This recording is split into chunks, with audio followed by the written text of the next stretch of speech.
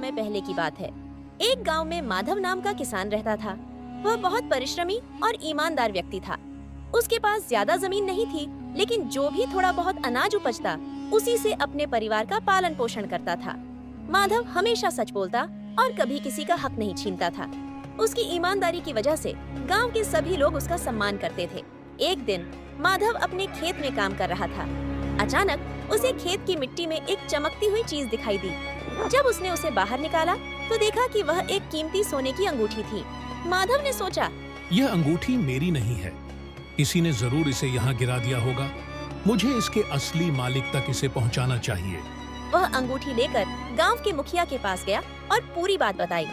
मुखिया ने गांव में घोषणा करवाई कि जिसे भी अपनी खोई हुई अंगूठी के बारे में जानकारी हो वह आकर बता सकता है।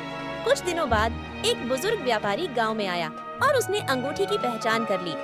वह बहुत खुश हुआ और माधव को धन्यवाद देने लगा। उसने इनाम के रूप में माधव को कुछ सोने के सिक्के देने चाहे, लेकिन माधव ने विनम्रता से मना कर दिया। उसने कहा, मैंने जो किया वह मेरा कर्तव्य था, मैं किसी का हक नहीं ले सकता। कुछ साल बाद गांव में अकाल पड़ा। बारिश न होने के कारण खेतों में अनाज नहीं उगा। गांव के लोग भूख से परेशान होने लगे। माधव के पास भी अनाज बहुत कम था, लेकिन उसने अपना सारा बचा हुआ अनाज गरीबों में बांट दिया।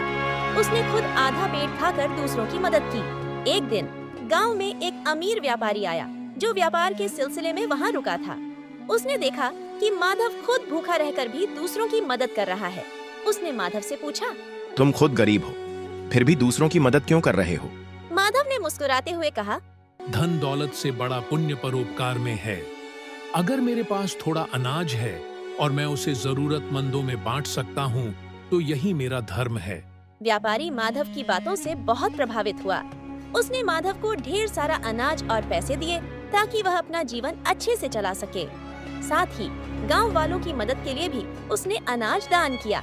इस तरह माधव की ईमानदारी और परोपकार ने न केवल उसके जीवन को बदला, बल्कि पूरे गांव की तकदीर भी बदल दी। उसकी निष्ठा और सेवा भावना ने उसे गांव का सबसे सम्मानित व्यक्ति बना दिया।